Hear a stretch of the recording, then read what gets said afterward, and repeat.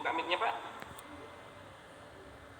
Dibuka mic-nya, sudah saya beri kesempatan membuka mic-nya Pak. Bisa Pak? Ditekan tombol yang merah di pojok sebelah kiri itu Pak. Bisa Pak Sugeng? Atau saya beri kesempatan Bapak menjadi co-host, bisa mengendalikan, silakan Pak. Pak Sugeng? Bisa dibuka mic-nya Pak. Bapak mau bertanya? Anja, sini sebentar. Oke, sepertinya ada di YouTube tadi Pak. Tidak itu hilang ya. Saya Gambarnya. pertanyaan saya Tadi baca simbol gambar orang hitam merah kecil itu kok terus hilang. bisa dibacakan Bu? Intinya adalah bagaimana cara mengajarkan anak-anak yang seringkali sudah mempunyai bahasa yang kasar ataupun bahasa yang sudah seringkali kita anggap sebagai bahasa yang tidak baik itu disampaikan oleh anak. Bagaimana cara mengubahnya? Pertanyaannya. Silakan dijawab Bu. Oh iya, saya sampaikan juga selamat bergabung kepada Fasilitator Nasional Suara Ramah Anak. Ada Pak Masri dan ada Bu Susi hari ini yang hadir untuk mengikuti kita, tapi video dan linknya masih tertutup.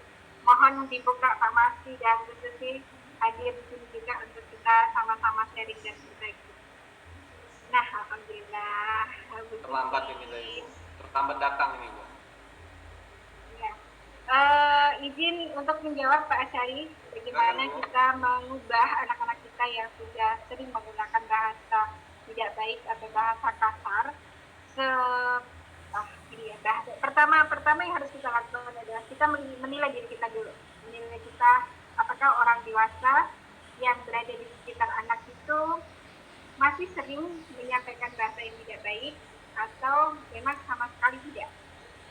Kalaupun ternyata kita tidak sama sekali pernah menyampaikan itu, berarti di manakah letak anak kita mendengarnya? Apakah berada di rumah ataupun di masyarakatnya? Nah, ini yang perlu kita gali. Kenapa kemudian kalau kita berbicara satuan pendidikan ramah anak selalu mencari akar permasalahan, dan kita sebagai guru bukan sebagai polisi dan hakim yang selalu menghukum dan memberikan sanksi, tapi bahkan kita sebagai seorang detektif. Kenapa sebagai seorang detektif? Karena kita ingin mencari akar permasalahan. Letaknya ada di mana? Apakah ada di orang tua atau di masyarakat? Kalau memang terjadi di orang tua, berarti sebaiknya memang kita ajak bicara bersama-sama antara kita yang berada di satuan pendidikan dengan orang dewasa yang berada di rumah.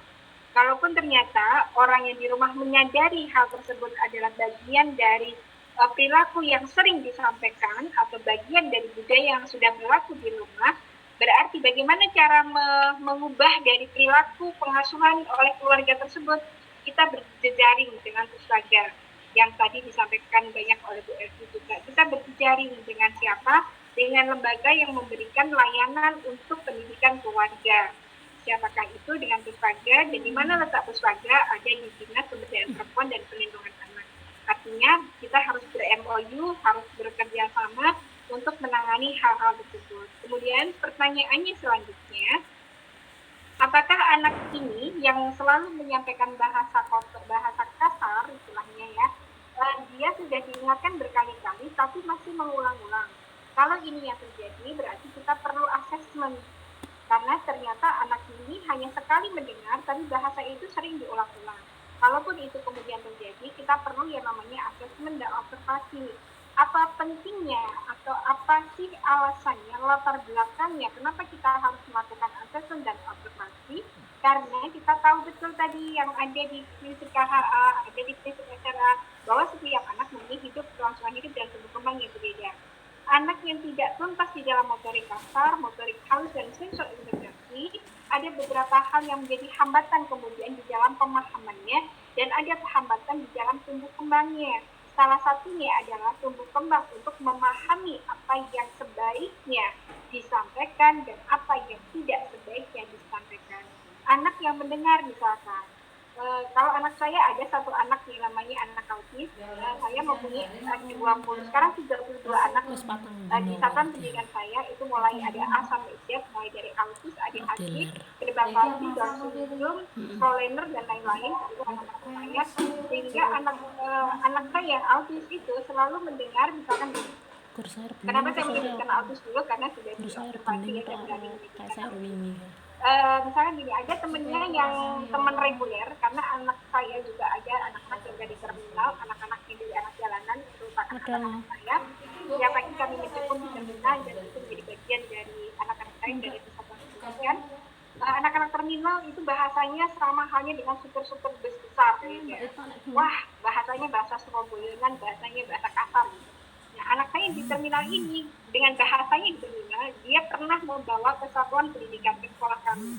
Dan anak yang tidak paham atau tidak mempunyai ketuntasan di dalam pemahaman, di sini adalah anak autis dan anak ADHD, dia selalu mengulang. Jadi dia dengarnya hanya sekali, karena anaknya dari terminal tadi, setelah kemudian kita berikan pemahaman, anak ini sudah berhenti, ngomongnya sudah berhenti.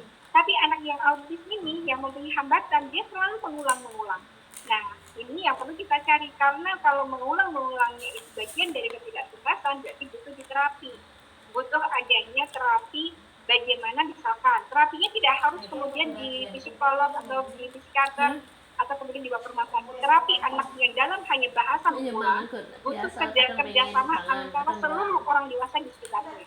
Bagaimana caranya? Sepakat seluruh orang dewasa di satuan pendidikan maupun di rumah, yang lebih banyak ada di rumah, bukan di masyarakatnya. Karena kita akan lebih susah untuk mengendalikan di masyarakat. Jadi di satuan pendidikan dan di rumahnya sepakat. Kalau anak ini misalkan bicara apa sih bahasa kasar itu saya nggak ini, bicara bahasa kasar saja. Contohnya Pak saya bisa bahasa kasar itu contohnya apa Pak?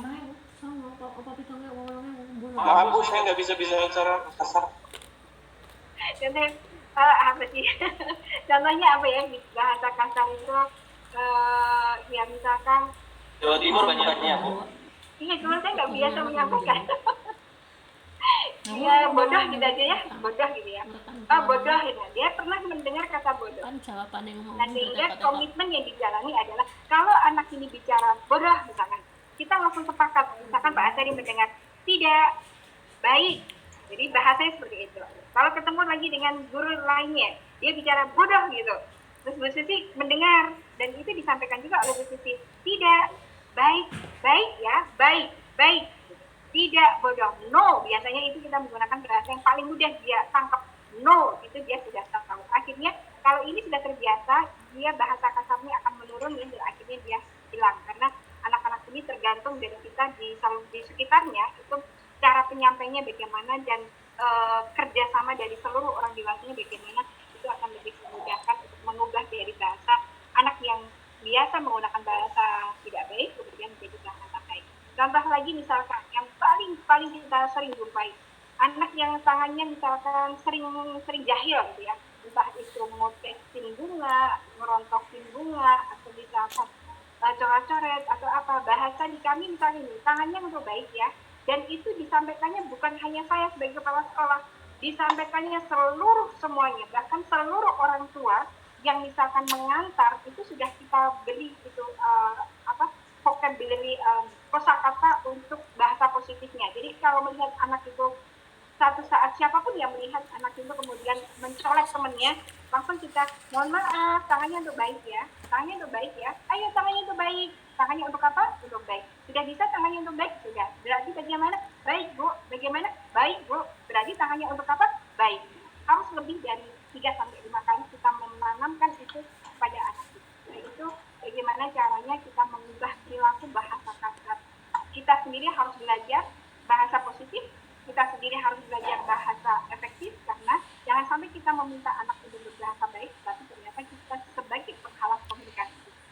Ini bisa saya sampaikan Pak Jadi. Pertanyaannya satu, ya, terima kasih.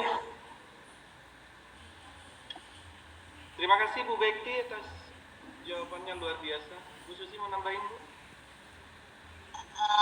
Ya sedikit aja Pak Zari. Silakan Bu. Kalau untuk berbahasa kasar kayaknya mungkin kalau di Sumatera banyak lah itu Pak Zari, itu bahasa-bahasa yang mungkin dipakai di dalam rumah dia yang kebiasaan gitu ya. yang mungkin yang dengan logatnya yang keras gitu, atau mungkin ada bahasa carut marut, mungkin kalau apalagi bahasa orang pasar, bahasa orang yang di ini kan nggak beda tuh Pak Zari. Kalau yang biasa di pasaran mungkin bahasa mereka kayaknya mungkin menurut mereka kata itu adalah umum gitu kan.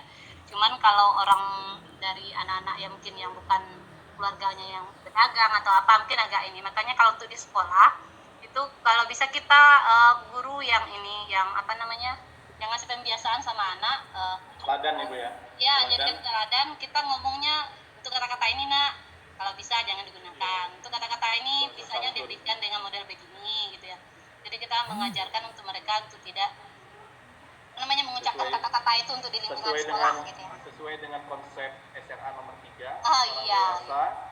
Yang untuk berbahasa. Nomor 2. Satuan pendidikan. Nomor 2. Ya nomor 2 ya. Nomor 2. Jadi untuk gaya bahasa mereka itu yang mereka rubah. Jadi kita perlahan-lahan gitu ya. Jadi pertama mungkin di lingkungan sekolah dulu dia yang kayak gitu, mungkin karena ini nanti lama-lama kita ngajar itu nanti insya Allah lah kita berharap untuk di dalam lingkungan rumahnya dia juga membiasakan untuk menggunakan bahasa-bahasa yang lebih sopan dengan teman, dengan keluarga dan segala macam. Itu aja Pak Zari tambahannya. Baik, terima kasih Bu Susi, luar biasa tambahannya Bu Susi. Kita ketemu besok di Saralangan ya. Insya Allah kalau bisa datang semua Pak Azari, Amin. Ibu Bekti. Ya, Ya, saya sudah izin Bu besok Bu. Izin untuk Baik. berangkat lebih awal. Saya izin ya Bu untuk besok saya hadir hari Kamis kan. Jangan hari Ibu, Kamis ya Bapak, Bu Bekti, Rabunya Kita juga lanjutkan, tapi teman-teman sebelum ini. kita lanjutkan, saya ingin menyampaikan informasi dulu kepada Ibu dan Bapak yang ada di ruang Zoom ini bahwa mengakomodir permintaan Bapak dan Ibu semua untuk masuk di grup WA 1 percepatan SRA Lamtim 1 sudah full, SRA Lamtim 2 sudah full. Saya membuat grup WA baru percepatan SRA Lamtim 3. Tapi mudah-mudahan informasi yang akan kami sampaikan 1, 2, 3 tidak akan pernah berbeda. Selanjutnya Bapak dan Ibu semua ke SD Negeri 7 Raja Basah Lama. Pak Sapa, silakan Pak dibuka Pak. Mau bertanya Pak? Dibuka mic-nya, saya sudah beri kesempatan. Dibuka mic-nya Pak. Ya, silakan Pak. Kenalan dulu dengan Bapak siapa? Suaranya tidak ada Pak. Suaranya enggak keluar. Tidak keluar suaranya Pak. Bisa pakai alat bantu headset atau apa Pak? Maaf, Bapak dari SD Negeri 7 Raja Basah Lama, sepertinya Bapak terkendala teknis, suara tidak keluar.